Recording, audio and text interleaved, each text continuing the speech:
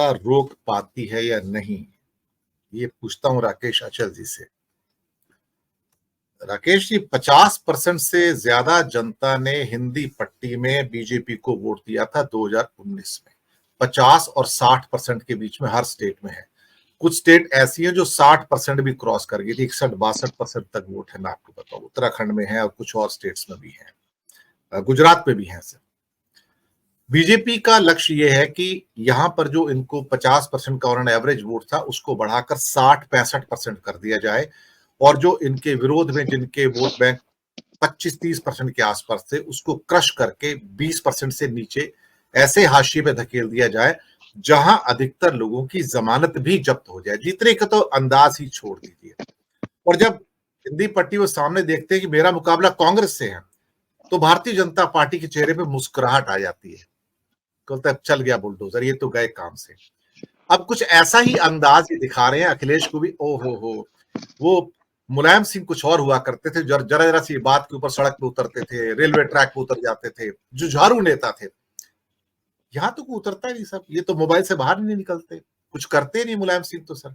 वो तो करते थे, अखिलेश यादव तो कुछ करते नहीं, वो तो इनविजिबल है, दिखाई भी नहीं देते सर कभी कभार। और मायावती का तो हुआ न हुआ एक बराबर है। पिछली बार 10-12% वोट थे, इस बार हो सकता है 5-6% में उनको समेट के निर्दलीय बना के खत्म कर दिया जाएगा। और बिहार के अंदर भी बड़ा परिवर्तन होगा। ये सोच रहे नहीं बिहार में बहुत कुछ ले जाएंगे तो बीजेपी वहां भी क्रश करके निकल जाएगी। जो हालात हैं वो इस कदर बुरे हैं जमीन के ऊपर कि मुझे कोई हैरानी नहीं होगी कि पिछली परफॉर्मेंस को थोड़ा सा और ऊपर लेके चले जाए। राकेश जी। धन्यवाद दिनेश जी। देखिए, ये 2019 में जो चुनाव परिणाम आए थे, अगर उनको आप पैमाना मान लें तो ये तय है कि भारतीय जनता पार्टी बहुत व्यवस्थित तरीके से चुनाव लड़ना सीख गई है, और इसमें उसके ऊपर दोषारोपण करना या उससे आतंकित होने की जरूरत नहीं है। 2019 के चुनाव में जिस तरह से हिंदी पट्टी में उसने सफाई की अपने प्रतिद्वंदियों की, खासतौर पर मैं तो मध्य प्रदेश की बात करता हूँ कि 29 में से 28 सीटें चली गई। यही छत्तीसगढ़ में हुआ, यही राजस्थान में हुआ।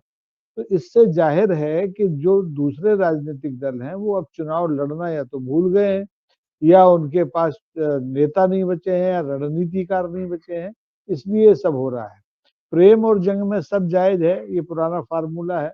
और भारतीय जनता पार्टी ने इस फार्मूले को न सिर्फ आत्मसात किया है, बल्कि कारपोरेट कल्चर में, जैसे आपने कहा कि गुजरात में लक्ष्य दे दिया गया है कि 3 लाख के अंतर से जीत के आना है, तो आप ये मानिए कि जीत कर आना ही है। और ये 2024 के चुनाव में भी ये जो जादू है ये होगा। ये इसलिए होगा क्योंकि प्रतिपक्ष जो बार बार इंडिया गठबंधन बनता है, उसके पहले यूपीए गठबंधन था, ये गठबंधन की जो गांठें हैं इतनी शिथिल हैं कि ये इतनी मजबूती से भारतीय जनता पार्टी के बढ़ते कदमों को रोक नहीं पा रही है। वो अगर 4 कदम आगे बढ़ती है तो विपक्ष 3 कदम पीछे हट जाता है। लड़ाई की आदत भूल चुके हैं।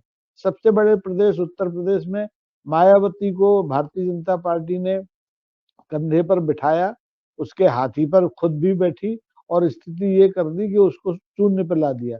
अब वो इतनी डरी हुई पार्टी है, इतनी आतंकित पार्टी है कि वो अपना जो उसका जो भी वोट बैंक बचा है, आपने बताया था 12 से 8 तक आ गया होगा, उसको भी संभालना उसके लिए मुश्किल हो गया है। और वो डर के केवल अपना वजूद बचाए रखने की कोशिश कर रही है। उसे भारतीय जनता पार्टी से लड़ना ही नहीं है। अखिलेश का ट्रेंड आपने बता ही दिया कि वो तो मोबाइल वाले नेता हैं, जमीन पर लड़ना उन्हें अपने पिता की तरह आता नहीं है। उनके पीछे भी सीबीआई और ईडी लगा रखी है, लेकिन उतनी आक्रामक तरीके से नहीं है। लेकिन जैसे ही चुनाव नजदीक आएगा वो भी अपना काम करने लगेगी। तो ऐसे में जैसा अभी राकेश ने आशंका व्यक्त की थी कि ये एक दलीय लोकतंत्र की तरफ बढ़ रहे हैं। लोकतंत्र इसलिए लोकतंत्र जोड़ के ही ये दुनिया में अपनी बात रख सकते हैं। तानाशाह तो है, लेकिन लोकतंत्र का चेहरा मुखौटा उन्हें चाहिए। और ये होगा अगर अगले 10 साल में भारत का जो विपक्षी दल है, विपक्षी शक्तियां हैं, ये एकजुट होकर के इस फासिज्म के खिलाफ खड़ी नहीं होंगी, रोज छोटे मोटे बहाने करके टूटती रहेंगी। तो अब ये बड़ी मछली नहीं है, ये मगरमच्छ हो चुका है भारतीय जनता पार्टी। सारी छोटी मछलियों को निगल जाएगा। आप देखिए, अकाली दल इनके साथ थे, अकाली दल को खा गए। इनके साथ शिवसेना थी, उसके 2 टुकड़े कर दिए। इनके साथ जो भी गया उसका वजूद खत्म होने की कगार पर है। भारतीय जनता पार्टी और समाजवादी पार्टी भी ये गलती कर चुके हैं इनके साथ रह के। ये राजनीति उत्तर प्रदेश में सरकारें बनाई है।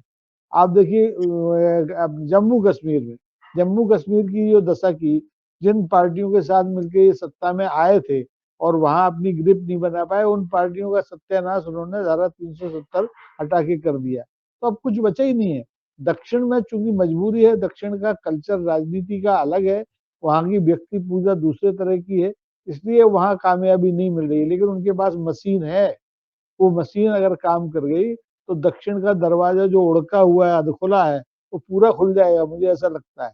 क्योंकि राहत इंदौरी बहुत पहले कह गए थे कि चुनाव हार गए हम, मशीन जीत गई, लहू में भीगी हुई आस्तीन जीत गई। तो लहू में भीगी आस्तीन है, कोई भी खेल कर सकती है दिनेश जी।